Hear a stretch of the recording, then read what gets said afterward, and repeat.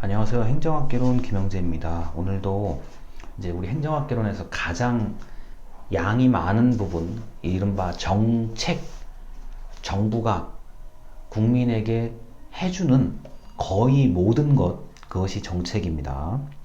자, 그래서 책을 좀 읽어 드릴게요. 207쪽, 207쪽이요. 207쪽.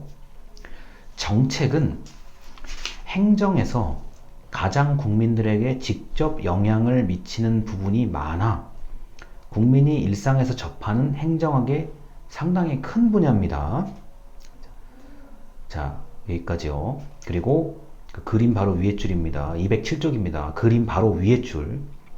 국민들에게 구체적 상품을 보여주는 것 같은 결과물이다 라고 얘기되어 있습니다. 자, 여기까지가 이제 요 강의 자료입니다. 자, 정책은 국민들에게 영향을 주는 부분이 굉장히 많아요. 다양하고, 정책을 다른 말로 사업이라고 얘기할 수도 있고요. 프로그램이라고 얘기할 수 있습니다. 여러분들은 지금 현재 대한민국 대학 교육 정책에 영향을 받고 있습니다. 대학 교육 정책에 영향을 받고 있어요.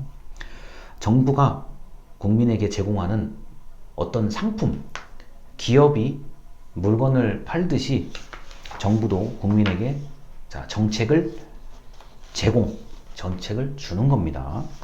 자, 그렇게 정책의 유형이라 그래서 208쪽에 표가 있는 표가 있는데, 표는 전부 다 표시를 해도 굉장히 재미있는 얘기고 중요한 얘기입니다. 자, 정책은 여러 가지의 모습으로 나타난다. 첫 번째, 분배 정책. 자, 정부가 많은 국민들한테 뭔가를 나눠주는 거예요. 그래서 국민이 봤을 때는 뭐 그렇게 손해가 있는 것도 아니고 뭐 나쁠 게 없다, 이런 게 바로 정책 중에서 분배 정책이라고 합니다. 정부가 많은 국민들에게 뭔가를 나누어주는 정책이고요. 두 번째, 재분배 정책인데, 이건 뭐냐면은 어떤 국민의 것을, 정부가 특정한 국민의 것을 다른 국민에게 이렇게 다시 나누어 주는 거예요. 흔히 말해서 잘 사는 사람들의 잘 사는 사람들에게 조금 더 세금을 더 걷어서 그렇지 않은 못 사는 사람들에게 좀 더 나누어 주는 것, 이게 재분배 정책. 분배를 정부가 다시 한다는 얘기입니다. 그래서 이 재분배 정책은 굉장히 사람들이 불만을 가질 수가 있어요. 왜냐? 왜 나한테 더 가져가냐? 라는 불만을 가져올 수 있고요. 또는 왜 나는 안 주고 쟤는 주느냐? 나는 왜 요만큼 주고 쟤는 왜 많이 주느냐? 이런 불만을 가져올 수 있는 게 재분배 정책입니다. 자, 그 다음 규제 정책이요. 자, 규제 정책의 대표적인 거 이거죠. 자, 마스크를 쓰십시오. 규제 정책입니다. 이거 이상 쉽게 얘기할 수가 없어요.